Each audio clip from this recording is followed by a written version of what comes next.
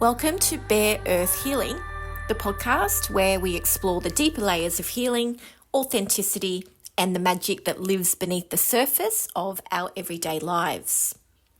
In today's episode, we're diving into the world of the witch, not the broomstick flying, cauldron stirring caricature we see on Halloween, but the true lineage of wise women, herbalists, seers, and healers whose power has been feared, suppressed, and now reclaimed. We'll look at the history of witchcraft and the witch trials, a real-life case study of Isobel Gowdie, a 17th century Scottish woman whose vivid confessions left a legacy, the conspiracies around the demonisation of healing women, and the resurgence of witchcraft in modern spaces like TikTok. We'll finish with a segment on herbs, spells and rituals, old and new, that are being revived by the modern witch. So grab a cuppa and let's begin.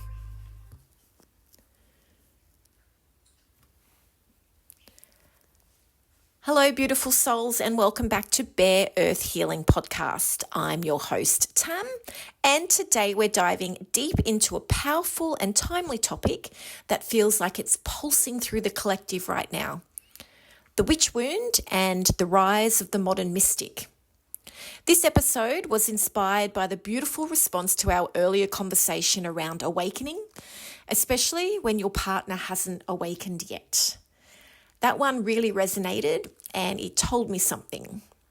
Many of us are walking this path of remembering, alone at first, quietly, and even in secret sometimes. But what if I told you that the reason you feel called to herbs, to energy work, to the moon, to the unseen realms, is because your soul is remembering?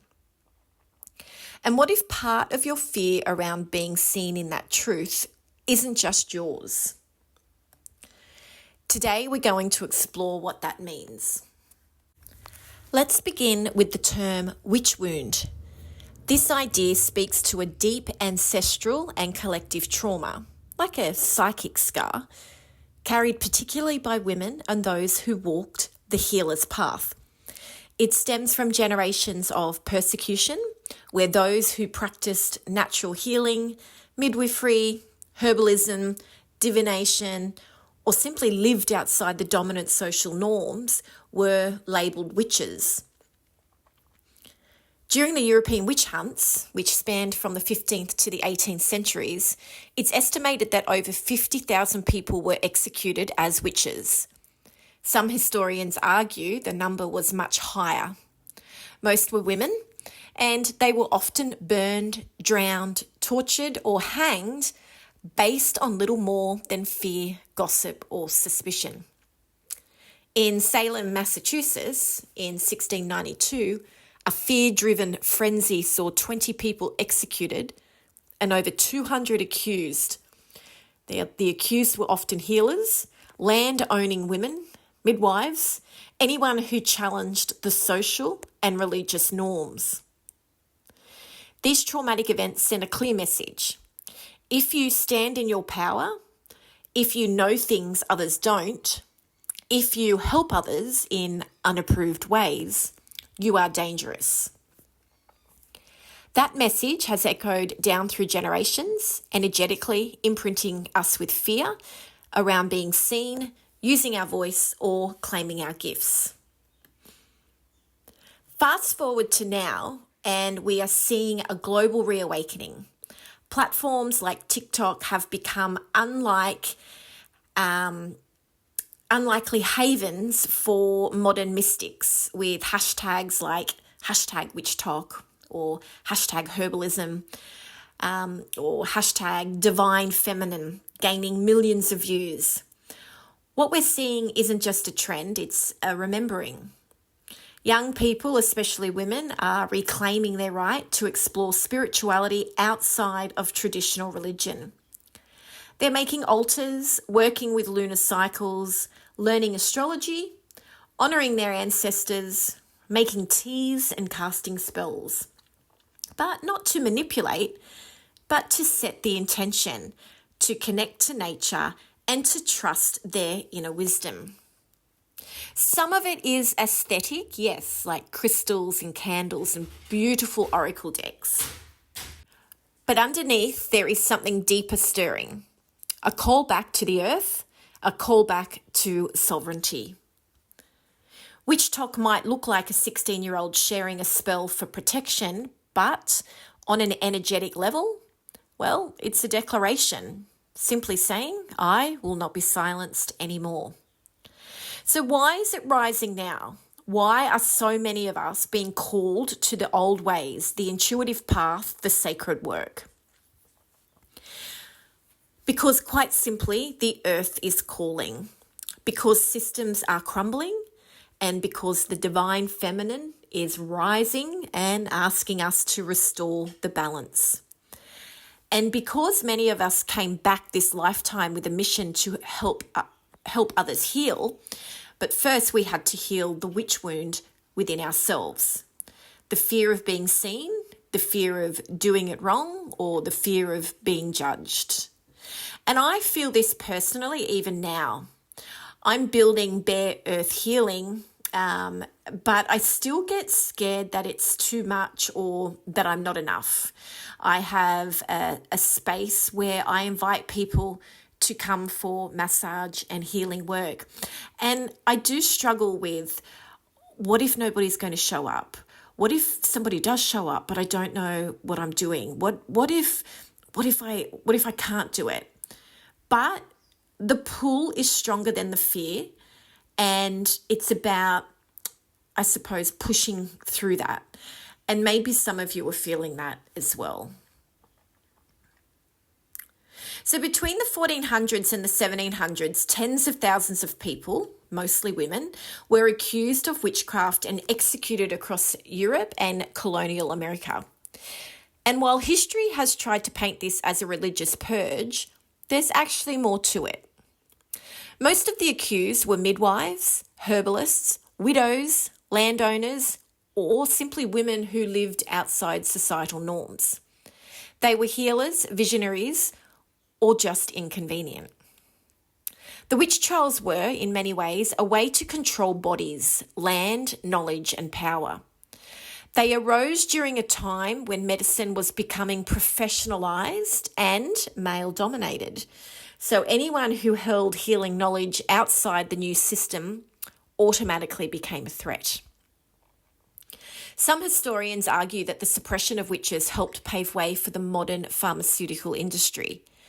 As traditional herbalism and intuitive healing were demonised, a void was created, one that commerce and control quickly filled. We were told, do not trust your body, trust us. Don't listen to nature, listen to the expert. Don't seek healing through earth, buy the cure. So let's go back in time. A story of one woman whose confessions in 1662 Scotland still echo through the ages. This is the tale of Isobel Gowdie, an accused witch, possible healer, and mystical visionary. To understand Isobel, we first have to step into the world she lived in. It's the mid-1600s in the Scottish Highlands, a time of deep superstition, religious tension, and widespread fear. The Protestant Reformation had changed everything, and the church, both Catholic and Presbyterian, warned of the devil's influence everywhere. Women who practiced traditional healing, midwifery, or even spoke too freely were often accused of witchcraft. The Highlands, with their wild moors and ancient traditions, were already seen by some as a stronghold of the old ways, places where folklore, fae belief, and herbal medicine still thrived. And then came Isobel. So she was a young married woman from the village of Aldern in northeastern Scotland. So she was arrested and interrogated not once, but 4 times in 1662. And what's astonishing is that she wasn't tortured into confession. She spoke freely, vividly, almost like she was in a trance. Over the span of 6 weeks, she spoke vividly of flying through the air, meeting with the Queen of the Fairies, shape-shifting into animals, and practicing magical rites. She named others in her coven and described rituals that blurred the lines between folklore and occult practice. But what made her confession so unusual wasn't just the detail. It was the sheer imagination, coherence, and mystical poetry of her words. She described chants, symbols, offerings to nature spirits, and communication with beings beyond this realm. Was she mentally unwell? Was she hallucinating? Was she tapping into a deeper ancestral memory of the land? Or was she, like many women before and after her, channeling something we'd forgotten how to hear? Now, there's no record of her execution, but most historians agree she was likely put to death. Her words, however, and her visions have lived on. Her confessions are among the most detailed and poetic in European witch trial history. Scholars today are mystified. Was she drugged on herbs, or was she a visionary tapping into realms the church didn't understand? A portion of one of her spoken spells was horse and hatchlock, horse and go, horse and pilatus, ho, ho, ho, horse and hatchlock in the devil's name. These chants were believed to grant her the ability to fly. So there are many theories about who Isobel really was. Some scholars believe she may have been part of an old pagan or pre-Christian tradition that survived underground. Her mention of the fairy realm and the Queen of Elfame points to the Celtic folklore. Others think she may have been suffering from ergot poisoning, which is a fungus on rye that induces hallucinations. But there is still another possibility. What if Isobel Gowdie was deeply intuitive, connected to energies, forces, and realms the average person could not see? Her vivid imagination, her ease in speaking to otherworldly beings, her knowledge of herbs and spells, it all suggests a woman far more connected to the earth and spirit than those around her. And for that, she was deemed dangerous. So today, as women reclaim their intuition, their ancestral wisdom, and their spiritual sovereignty, stories like Isobel's are finding voice again. Her tale invites us to ask, how many others were silent simply for being different, for seeing more, or for knowing too much? Her story is not just about persecution, it's about power, the power of the feminine spirit, the connection to nature, and the resistance to control. What strikes me most about Isobel's story is that she wasn't hiding. She was speaking, using her voice openly, vividly, and her words threatened the order of things. Just like the wise women before her, the herbalists, the midwives, the bone knowers, and the blood keepers, Isobel held knowledge that couldn't be bought, tamed, or patented. And that's the essence of witchcraft, not hocus pocus, but remembrance of the earth, of the energy, of sovereignty, of healing outside systems of profit and fear. So when we talk about the rise of the modern witch, we're not just talking about trend cycles. We're witnessing a revival, a reclamation of what was once burned, buried, or banned. And whether you light a candle, brew herbal tea, whisper to the moon, or simply trust your own inner compass, you're part of that remembering. Today, witchcraft is rising again. Witch Talk, which is a subculture on TikTok, has over 40 billion views, and it's not all gimmicks. Many creators are sharing sacred practices, plant knowledge, astrology, candle magic, ancestral veneration, and spiritual protection rituals. We're living in a time where people are questioning mainstream systems. from pharmaceuticals to organised religion. Many are craving something deeper, more natural and more empowered. Witchcraft, with its emphasis on sovereignty, ritual and intuition, fills that gap. People are reconnecting with moon cycles for emotional insight and manifestation. Some people are turning to tarot and oracle cards for self-reflection. Herbal teas and tinctures are for energetic and physical balance. And spells, not to control others, but to reclaim intention and focus energy. Witchcraft today is intersectional, diverse and inclusive.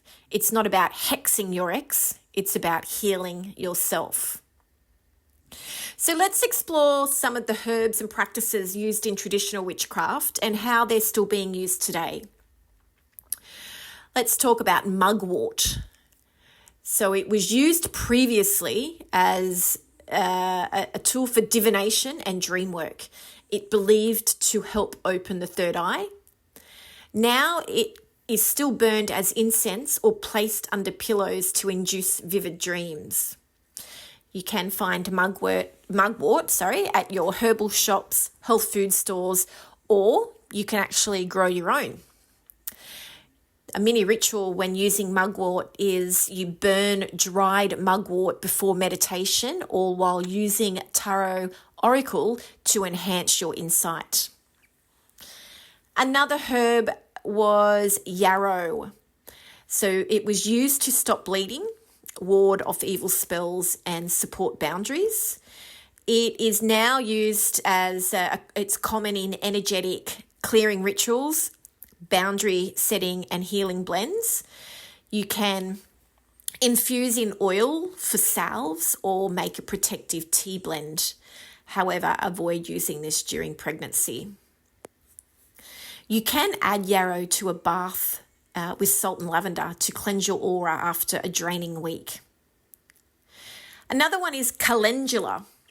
It used to be used for protection and happiness spells. It is used now for its skin soothing and anti-inflammatory properties. And you can add petals to oils or teas or spell jars for emotional healing. So a simple clarity spell, you will need a white candle, a bay leaf, a pen, and a fireproof dish. So on the bay leaf, you write a word you want clarity on. So it could be direction, or it could be trust, or just a word that you're wanting some clarity on. You then light the candle, breathe deeply, and burn the bay leaf in the dish as you ask for insight. Then pay attention to your dreams or synchronicities over the next 3 days. So it's no coincidence that witches have so often been portrayed as old, wild-haired, wrinkled women. Think of the hags in the fairy tales, the crooked-backed women stirring cauldrons in the woods, or the cloaked figure with a raven on her shoulder. While this imagery has been used to scare, shame, or ridicule, the truth underneath is far more sacred. The crone is the final stage in the triple goddess archetype: maiden, mother, and crone. She represents maturity, sovereignty, inner knowing, and death. Not just the end of life, but the death of illusions, egos, and the external noise that so often distracts us in our younger years. As women step into their crone era, often post-menopause, but not always, many report a powerful spiritual return to self. There is less tolerance for masks, more interest in truth, and a magnetic pull back to earth-based practices, natural rhythms, and intuitive wisdom. In ancient cultures, the crone was revered. She was the seer, the midwife of death and rebirth, the healer, and the keeper of stories. Her isolation wasn't punishment, it was ritual. She retreated to commune with spirit, herbs, moon cycle, and the unseen world. But patriarchy feared that wisdom. It feared women who no longer sought male approval, who had no use for control, and who could not be silenced by shame. And so the crone became the witch, twisted into something evil when really she was a mirror of freedom. Today, more and more women are waking up and remembering. They are reclaiming their cronehood, not as a curse, but as a crown.